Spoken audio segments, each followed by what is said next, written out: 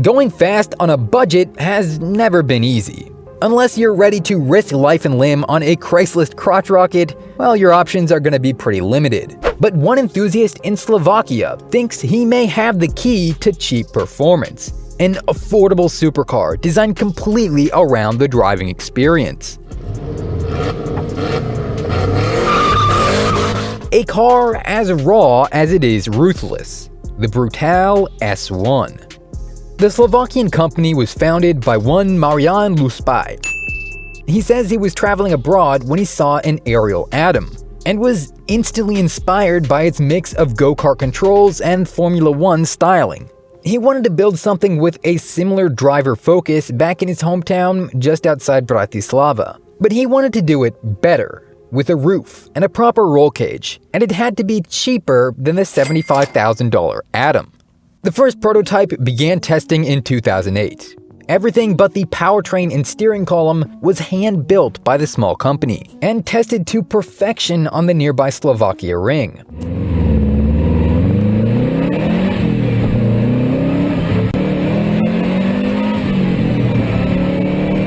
The S1 is built on a fully welded, custom tubular frame, with a composite fiberglass body. Standard stuff for a modern kit car. But Brutal says they can do it in carbon fiber if you prefer. Now, the prototype only has an engine borrowed from the Subaru WRX. That's a 2-liter turbocharged Boxster 4, which has been tuned to around 300 horsepower. And oh, I can hear the haters whining already. A 300 horsepower Subaru motor? The old geezer down the street drives a more powerful car than that. Well, calm down, don't get your valves all bent. Brutal says this car is highly customizable, and if you buy the kit version, well, it can fit almost any engine of your choice.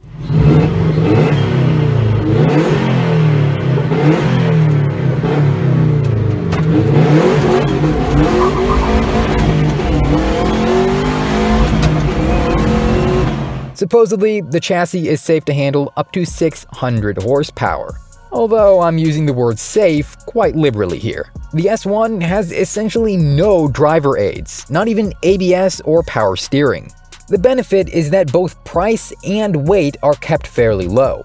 The base model weighs only 800 kilograms, or just over 1,700 pounds. For comparison, that's about half what a Lamborghini Aventador weighs, and 1/3 the size of your mom. The Brutal was designed with help from Jacob Starman and Juraj Mitro, who also worked on the K1 Attack. Now, frankly, there's not a lot to look at here. The S1 doesn't go overboard with exotic styling or standout features. Apart from the butterfly doors and massive side intakes, there's really nothing here to hint at this car's utterly raw capability. And that's by design.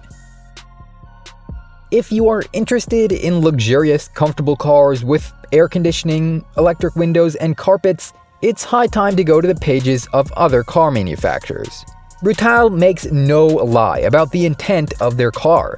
The S1 is meant to be as focused on the driving experience as possible, and the bare interior reflects that. Here you'll find only a simple roll cage, a pair of bucket seats, and some basic gauges.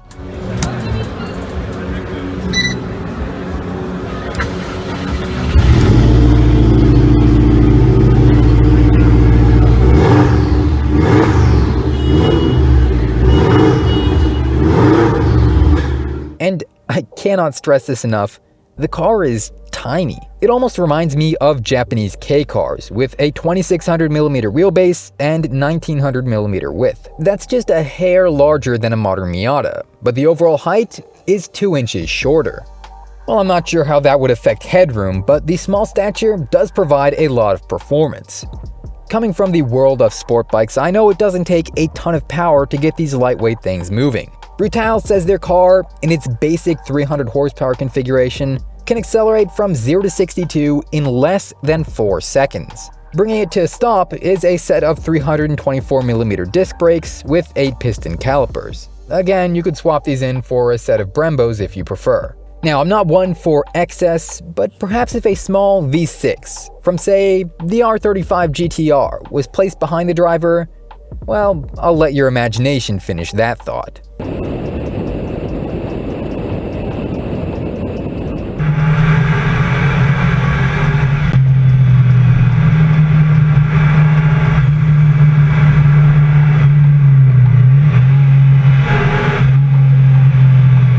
Now, price and availability for the S1 is a little bit vague. It looks like the plan was to produce the Brutale in 3 different versions: the street-going S1, a track-only performance R1, and a DIY kit platform called the P1.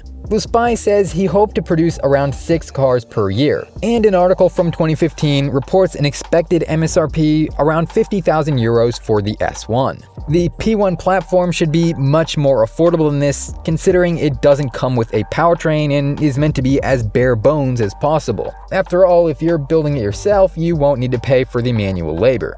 It's obvious Brutale tried to keep the cost as low as possible with the tiny interior and distinct lack of electronic aids. An article on their site says it's meant to be a clean connection between the driver and the car and the enjoyment of driving, which is directly proportional to driving skills, just like it was in the old days of motoring.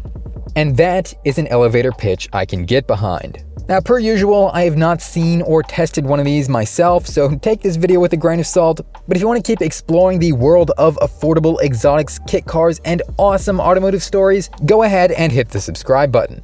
Anyway, thanks for watching, and I'll see you next time.